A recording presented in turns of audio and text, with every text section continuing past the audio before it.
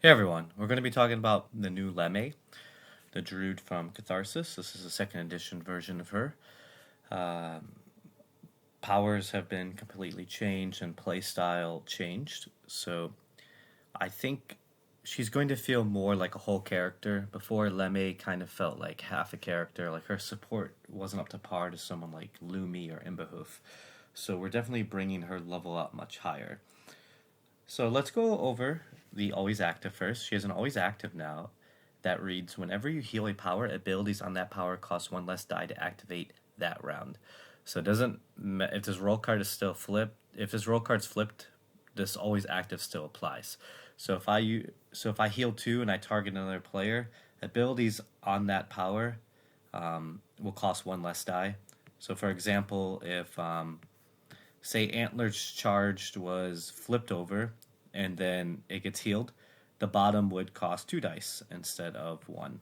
And you can, when a power gets healed, you could activate it again as well from exhausted. You could activate a power, it exhausts, and then if it gets healed, you can activate it again. So there's going to be a lot of cool combos with this and the die reduction availability there. So healing, she has a lot more healing in her kit now. Heal another player 6, heal another player 2. You can just see all these heals all around down here. Heal yourself 1. Cool. So that's her always active, and her new passive is each time a trap or enemy makes you roll dice, you may re-roll it once. You must keep the second result, max once per round for an enemy. So if an enemy makes you roll like two different things, you can only do it once. But in the trap, if you roll bad, you could re-roll it. It could be worse. It could be better. Yep. So I think that's going to feel a lot better and more fun, interactive in the encounters that you're going to be getting. So yeah, and then we have her flip, which is mostly the same, but just more power to it. Now you gain two wild dice, and all other players gain one wild die this round. So if you flip, um, all other players can get a value of any dice. If you're able to heal something, you can also reduce it. So there's going to be a lot of die reduction and die gaining with Leme as well, due to the healing and her flip. So overall, huge improvement, and she's going to be a lot more fun to play. Let's just go over some of these powers. Yeah, that'd be cool. So you may activate. Let's read the top of Earth's Gift. You may activate an ability on another player's player board, costing 3 or fewer dice for free. If the enemy is above half its starting health, this becomes 5 or fewer dice for free. So early on, it's going to be less value. You're exhausting, two two powers to activate one basically at a 3 die value, but if it's half, it's a 5 die value. So you get some good value out of that. Simple, deal 2 damage, heal 2. This is her new one. It costs 7 dice because you can flip and reduce by 2, so you really only need 5, 5 of a kind. Deal 6 damage and add a counter to this card. Deal +2 damage for each counter on this card. At 10 counters, remove this power from the game. Remember, once a power is removed, you permanently lose that power slot. And the bottom is just a huge bomb attack.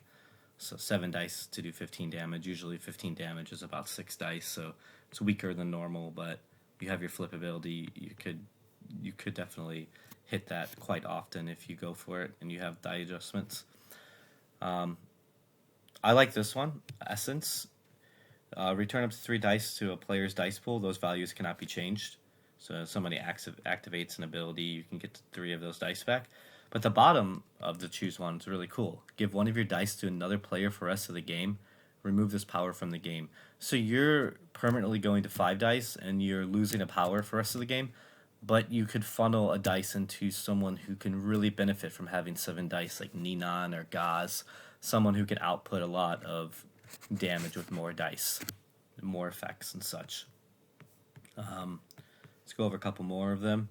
Oh yeah, so now all of her adjust dice abilities, like she had before, like this one, adjust 3 dice by up to 2.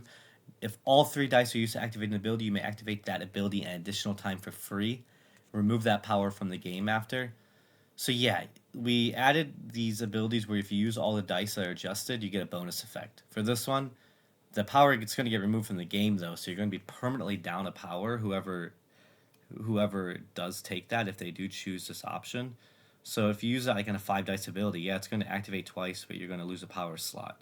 And then you can see here, adjust 2 dice by up to 3. If the value 3 is chosen for both dice and used to activate a single ability dealing damage, it deals plus 4 damage. So yeah, you get bonuses for meeting certain conditions of the dice adjustments if both are used and such. But I think that's about it that I wanted to go over with her. Let's check. Yeah, let's check one more. You may spend any number of wild dice on this ability. For each dice spent, you make an attack dealing 1 damage. And then you may spend any number of wild dice on this ability. For each die spent, heal yourself 1 and replace this power. So you could just spend 6.